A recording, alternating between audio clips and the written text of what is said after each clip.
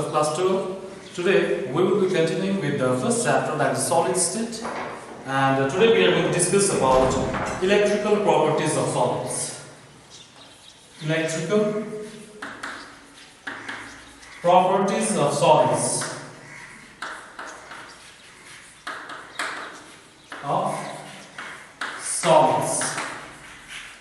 So from your knowledge, you already know that solids can be classified into three categories. They are conductor, insulators and semiconductors. So generally it is classified as conductors, number 2 insulators, and number 3 is the semiconductors. So these conductors are again classified as metallic conductors,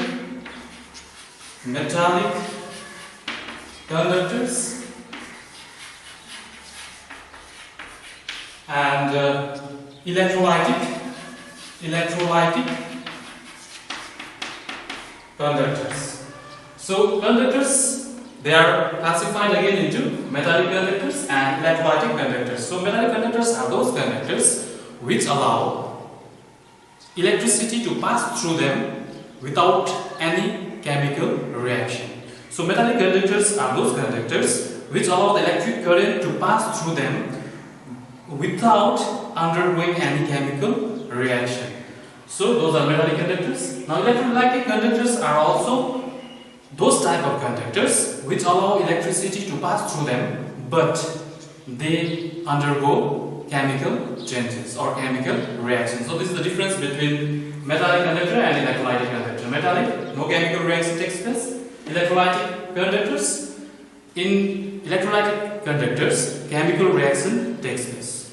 Now let's discuss about insulators. As you know, insulators are those substances which do not allow electric current to pass through them. That means they do not conduct electricity. Now semiconductors lie in between these insulators and metallic conductors. Now so the solids which almost do not allow electric current to pass through them are what? Insulators. And metallic conductors, they allow electricity to pass through them without undergoing any chemical change. And in between lies semiconductors. The solids whose conductivity lies between insulators and metallic conductors are known as what? Semiconductors. Now today we will be discussing about conduction of electricity in metal.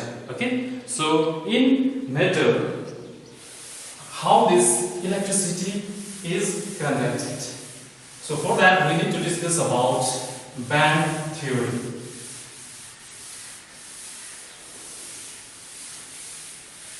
So we are going to discuss about band theory. So to understand this band theory and apply it to insulators, conductors and semiconductors, we need to study about band, valence band and conduction band. Now in case of metal, okay, let me draw first.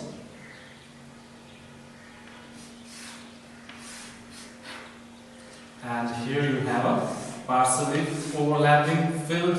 This is partially filled band. This is the valence band. And here these are overlapping band. Now this is partially filled band. Filled. And this is what? In this case you can see that two bands, they are overlapping. So these are overlapping band. Now in case of metals, conductors, now the valence band is either partially filled or they are overlapping. In such circumstances, they conduct electricity, and this is for what? These two are for metals, or you can say it is for conductors. Now in case of insulator, what you have is you have a very large gap between these two bands. Okay, this is the conduction band,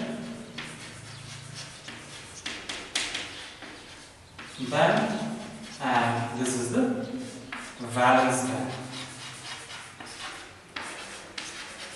Okay, and this valence band is completely filled with electrons, and here also this one is completely or almost filled with electrons. Now here, can you see that? Here you have a very large gap between these two bands, and this is known as what? Band gap. Now this is the case for insulators. And let's discuss about semiconductors. Now in case of semiconductors, you have this is the valence band, and here you have a conduction band. Valence band, this is the valence band,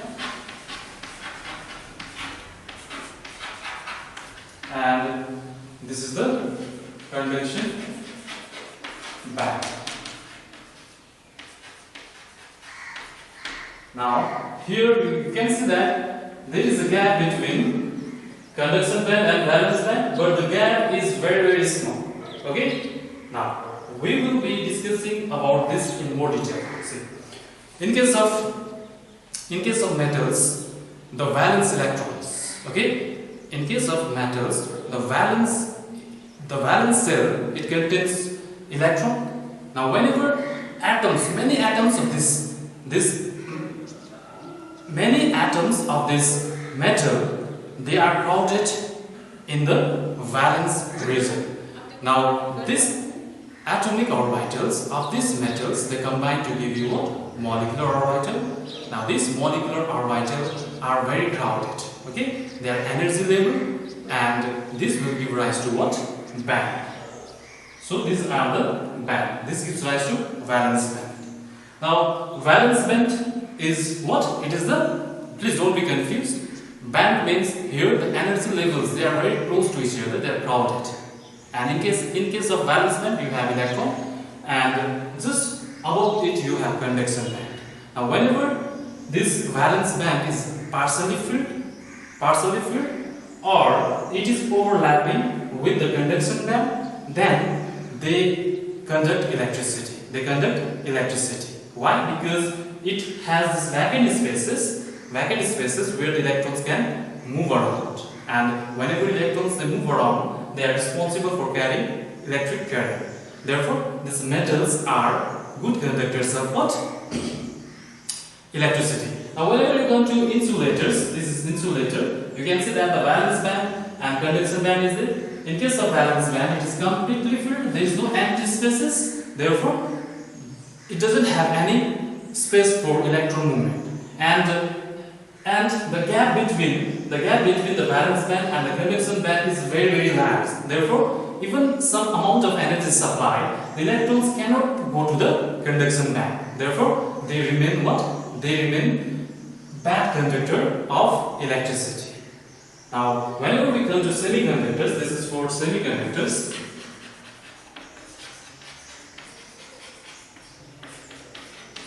In case of semiconductors, you can see that this valence band is what? It is completely filled, and you have a conduction band, empty conduction band, but the energy gap between these two, that is the band gap between these two, is what? Is very small. So whenever the electrons from here get excited, not excited, in fact whenever they collide, okay, whenever they collide among themselves, their kinetic energy increases, and once the kinetic energy increases, now some of the electrons will go into the conduction band, and once it reaches over there, you can see that there is plenty of space for electron movement, and hence semiconductors, they also usually conduct some amount of electricity. So this is what you have to learn from band theory. Now let's discuss about the other topic, that is, next topic that we have is intrinsic semiconduction and extrinsic semiconductors. Now in case of intrinsic, the name itself suggests intrinsic. Intrinsic means there is no influence of external things. Okay, so we are going to discuss about intrinsic semiconductors. Intrinsic semiconduction.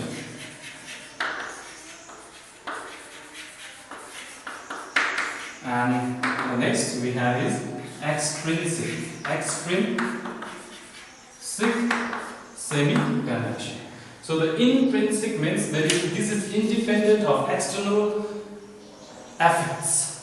The property of the semiconduction is its inside property. There is no external influence.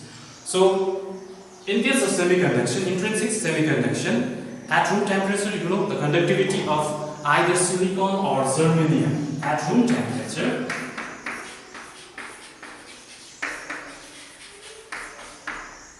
Conduction of silicon or germanium. Okay, germanium is very low at room temperature. But as the temperature increases, what happens is now the electrons will get excited. Okay, the electrons which were involved in this crystal lattice formation, now they begin to break. Now once it begins to break, means you will be having more free electrons. Now more the number of free electrons, more will be the conductivity. Therefore, this intrinsic semiconduction is because of what? As the temperature rises, what happens? As the temperature rises, the electrons which were involved in this crystal bonding begins to break, and now the rise of conductivity is because of this electrons. Okay, now this extrinsic semiconduction, or we can also say it is impurity defect. Impurity defect.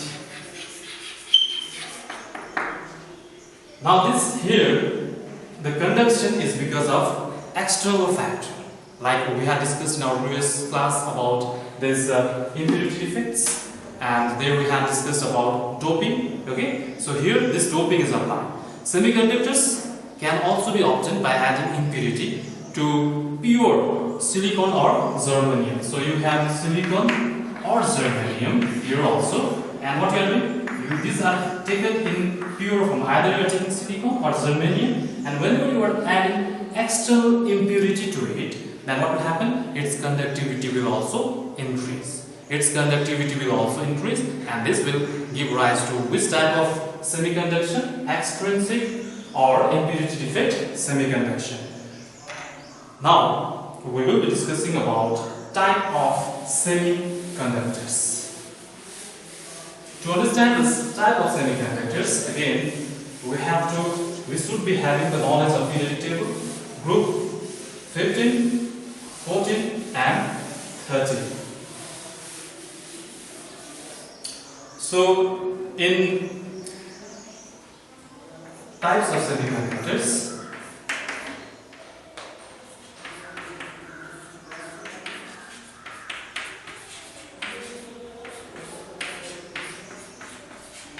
we have two types. Number one is N-type and N-type semiconductor, and number two we have P-type semiconductors. Okay, so here N stands for negative, and here P stands for positive.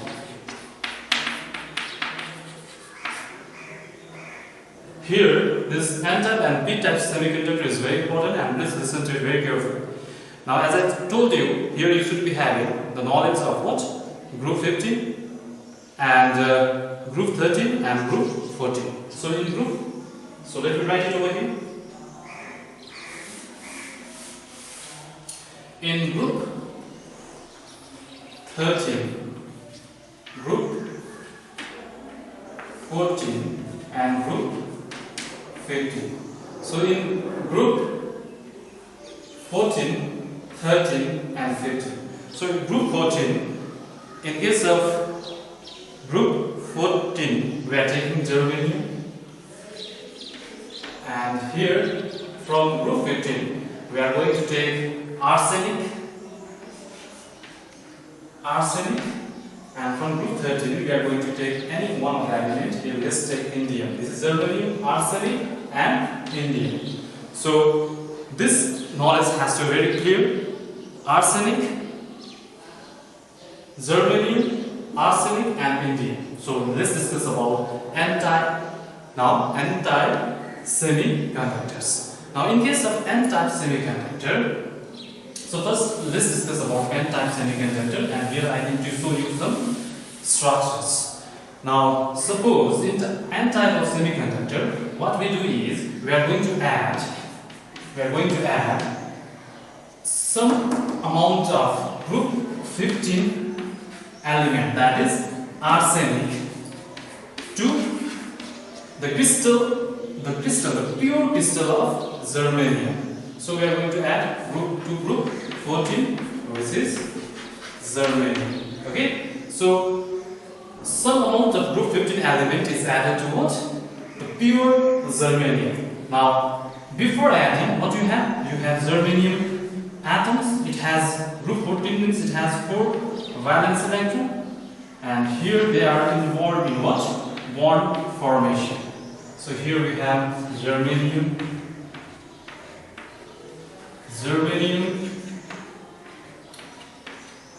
and these are the electrons which are present in germanium. Valence electron which are involved in bonding. Let me show that. Before that, let me write the structure. Germanium, and here also you have what? Germanium. Now these valence electrons are involved in what? Bond formation. So it has a large crystal lattice which is extended to all the directions. Yes or no? Here you have these 2 electrons, they are involved in bond formation. These 2 electrons are involved in bond formation, and this extends towards the downward direction. Here these all are involved in what? Bond formation. Yes or no? Now this is the pure crystal system, crystal lattice of what? Germanium. Group 14 element which has 4 electrons in the valence shell, all the 4 electrons are involved in bond formation. So whenever you are adding group 15 element, say arsenic, you are going to add what? Arsenic. Then what happens?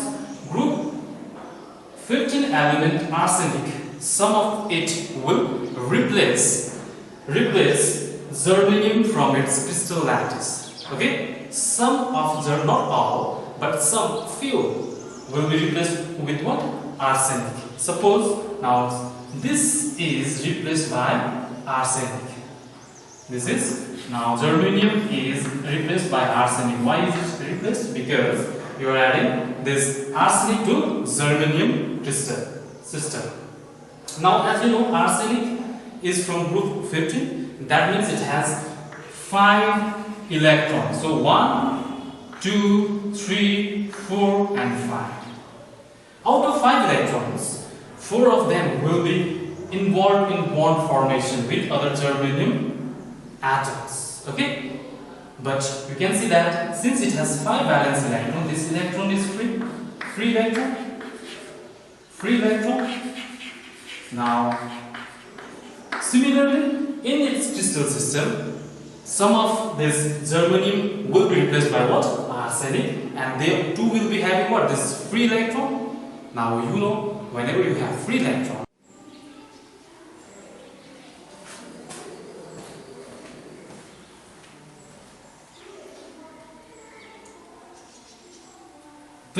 free electron which is present here is also present in the crystal system of this germanium. Now these free electrons are responsible for carrying electric current whenever this germanium is doped with what? Arsenic. Okay, so this here you can see that the electron, the free electron, is responsible for carrying current electricity. Therefore, it is known as what? Anti-semiconductor. This is what? Anti-semiconductor. Okay. Now let's discuss about p-type semiconductor. Now in case of p-type semiconductor, what we have is the group 14 element is doped with what?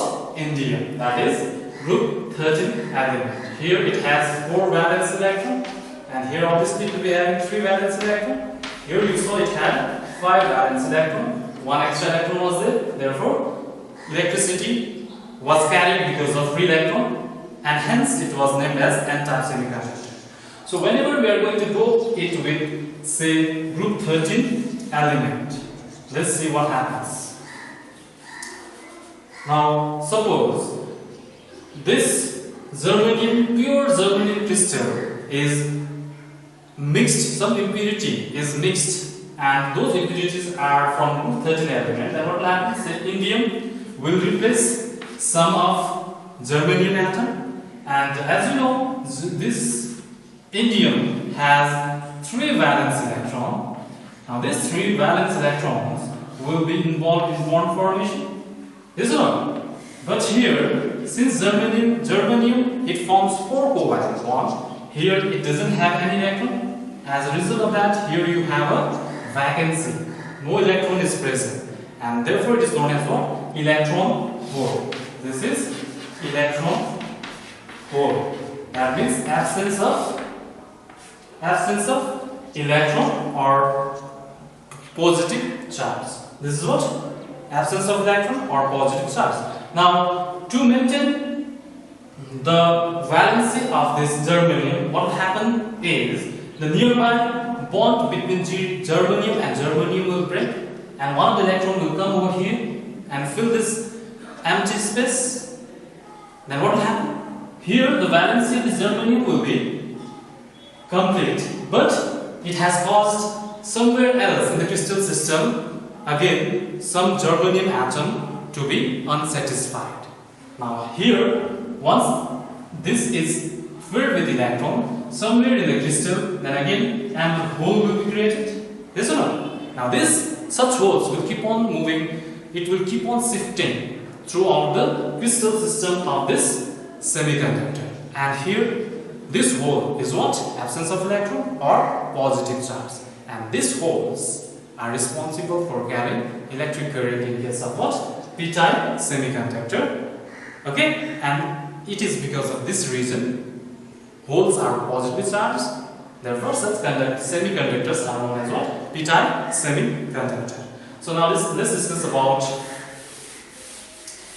some substances, paramagnetic substances and diamagnetic substances.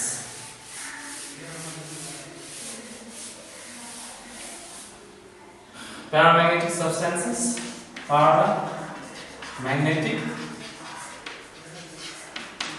substances.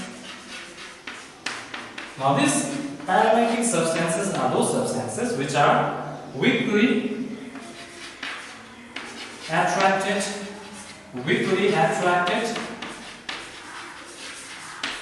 by the magnetic lines of force. Magnetic lines of force.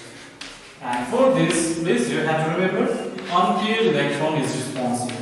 Unpaired electrons. And example of compounds or molecules are oxygen. You have Fe, ferric form. You have chromium 3 positive, etc. Okay. Now diamagnetic substances. Diamagnetic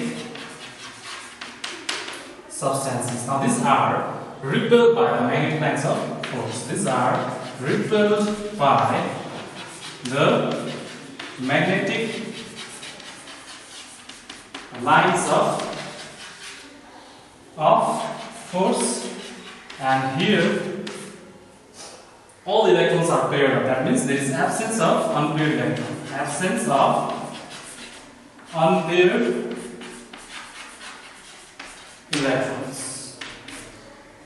Okay, example, you have say sodium chloride, you have vanadium pentaoxide, etc. So here you have to remember the definition and reason for paramagnetism and diamagnetism, that is presence of unpaired electron in case of paramagnetism and absence of unpaired electron in case of diamagnetism. So with this we come to the end of this chapter.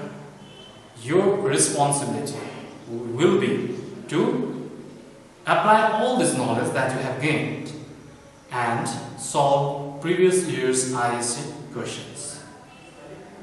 We'll be starting with a new chapter in the next class. Till then, take care. Thank you.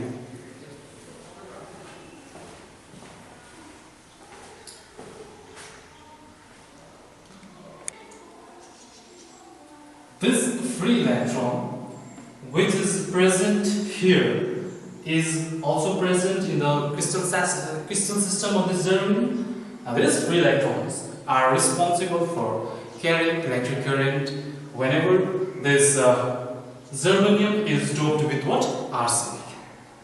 Okay, so this here you can see that the electron, the free electron, is responsible for carrying current electricity. Therefore, it is known as what? Anti-semiconductor. This is what? Anti-semiconductor.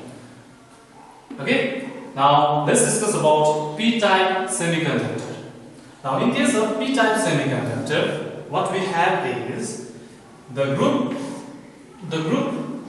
14 element is doped with what? Indium. That is group 13 element. Here it has 4 valence electron, and here obviously we have 3 valence electron. Here you saw it had 5 valence electron. 1 extra electron was there. Therefore, electricity was carried because of free electron, and hence it was named as n-type semiconductor. So whenever we are going to dope it with, say, group 13 element, let's see what happens. Now suppose this pure germanium crystal is mixed, some impurity is mixed, and those impurities are from group 13 element. Then what will happen? Say indium will replace some of germanium atom, and as you know, this indium has 3 valence electrons. Now these 3 valence electrons will be involved in bond formation. Is it not? But here, since germanium it forms 4 covalent bonds. Here it doesn't have any electron. As a result of that, here you have a vacancy. No electron is present, and therefore it is known as what? Electron hole. This is electron hole. That means absence of electron or positive charge. This is what? Absence of electron or positive charge. Now, to maintain the valency of this germanium, what will happen is the nearby bond between germanium and germanium will break, and one of the electron will come over here and fill this empty space. Then what will happen? Here the valency of the germanium will be complete, but it has caused somewhere else in the crystal system again some germanium atom to be unsatisfied. Now here, once this is filled with electron somewhere in the crystal, then again ample hole will be created. Yes or no? Now such holes will keep on moving, it will keep on shifting throughout the crystal system of this semiconductor. And here this hole is what? Absence of electron or positive charge. And these holes are responsible for carrying electric current in case of what? P-type semiconductor. Okay? And it is because of this reason holes are positively charged Therefore, such semiconductors are known as what? P-type semiconductor. So now let's discuss about some substances, paramagnetic substances and diamagnetic substances.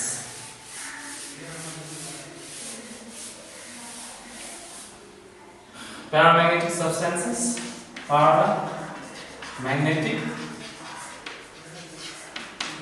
substances.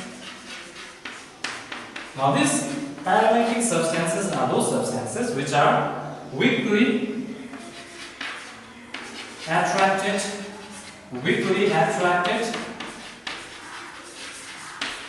by the magnetic lines of force. Magnetic lines of force. And for this, please you have to remember, unpaired electron is responsible. Unpaired electrons. And example of compounds or molecules are oxygen. You have Fe, ferric form. You have chromium, 3 positive, etc. Okay. Now diamagnetic substances. Diamagnetic substances. Now these are repelled by the magnetic lines of force. These are repelled by the magnetic lines of force, and here all electrons are paired up. That means there is absence of unpaired electron. Absence of unpaired electrons. Okay, example, you have say sodium chloride, you have vanadium pentoxide, etc. So here you have to remember the definition and reason for paramagnetism and diamagnetism, that is presence of unpaired electron in case of paramagnetism and absence of unpaired electron in case of diamagnetism. So with this we come to the end of this chapter. Your responsibility will be to apply all this knowledge that you have gained and solve previous year's ISC questions. We'll be starting with a new chapter in the next class. Till then, take care. Thank you.